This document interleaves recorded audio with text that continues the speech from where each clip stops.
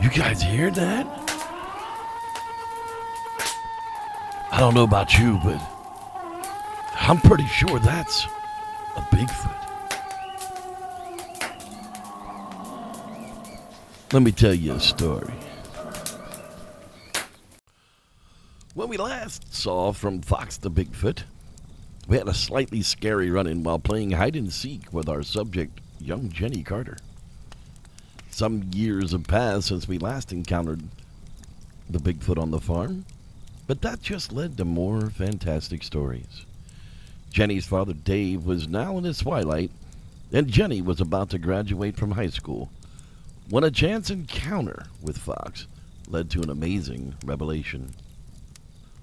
Well, I'd been working out behind the barn on the old tractor when I heard some kind of strange calls from an animal I hadn't heard before. It sounded like the call of our Bigfoot visitor Fox, who has roamed this area near our farm since he was just a small thing. Well, I dropped what I was doing and wandered out onto the game trail for a walk. Well, I had managed to find myself right back at the spot near the creek where Fox and Jenny had been playing hide-and-seek that very last time, when I had noticed across the creek a bit of movement in the distance. Seeing as it was late spring and the water wasn't freezing, I trudged across that cold creek water and slowly crept up on the animal. Son of a gun, it was a different Bigfoot than Fox. That was definite. It looked to be a female. She looked like Fox, but quite different in her own way. She was shaped slightly different, and there weren't any visible breasts, but somehow it seemed feminine, and I assumed that it was a she, and she looked kind of lost.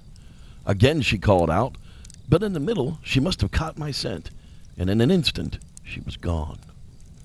Well, I had met Jenny down by the lane where the bus let her off each day.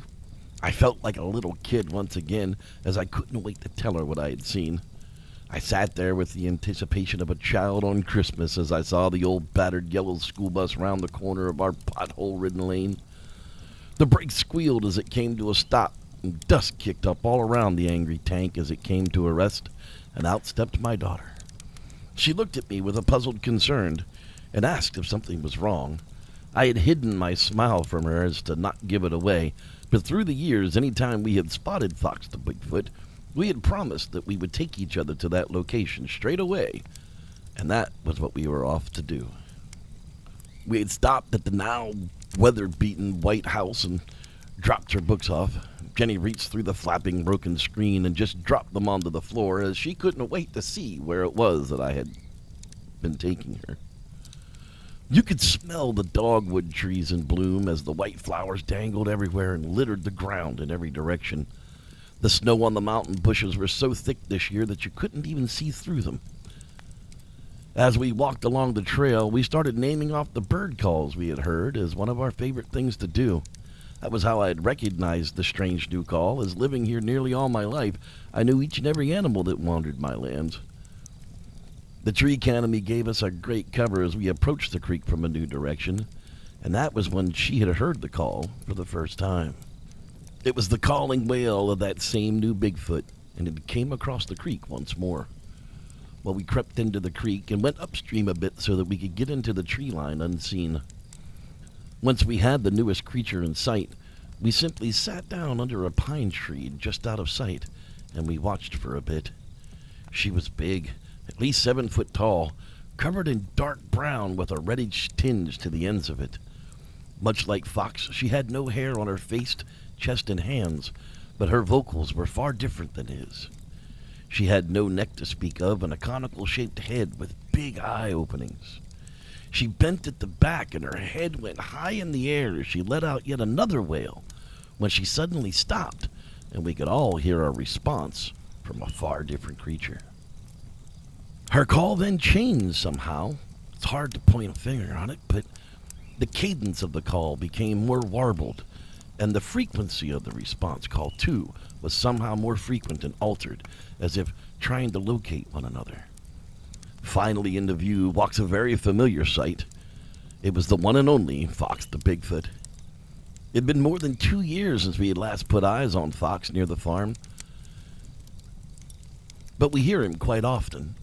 This was the first time we'd actually seen him. Wow, had he changed. Now he was huge, some 8 foot tall, very broad at the chest and thighs, yet slim at the waist.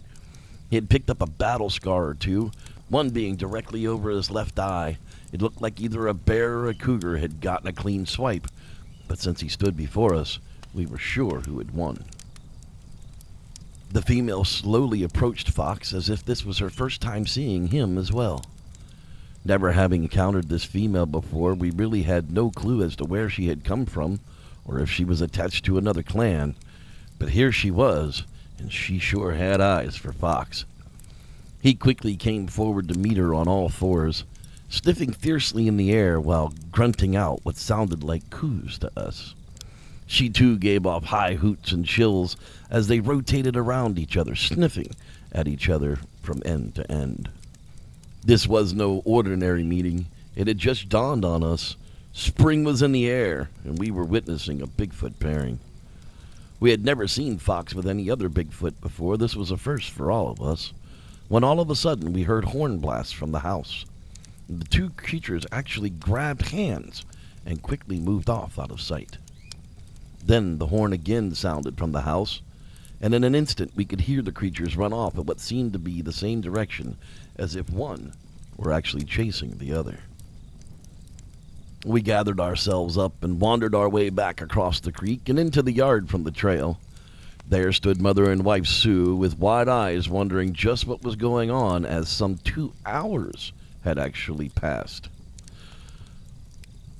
And since Jenny had never checked in with Mom in the house, once she discovered the books tossed onto the floor of the back porch, she became worried and honked for me to return. Once she saw that I had Jenny in tow, her look softened and she asked, "Another sighting of Fox?" It was nearly dinner time, so we all sat at the table and told Sue about the sighting and the encounter and the addition of the newest Bigfoot in the area. It was a couple of nights past before we had heard anything again. It was nearly 11 p.m. when Sue and I were awoken by the strangest choir of sounds. It seemed Fox and his new love were all in sync and belting out the Sasquatch love calls until the wee hours of the night. It went on for hours each night, the calling in unison over and over, and paused for a bit, only to return for the next act. Then just as nearly a week had passed, when we thought we could stand it no more, it all stopped again.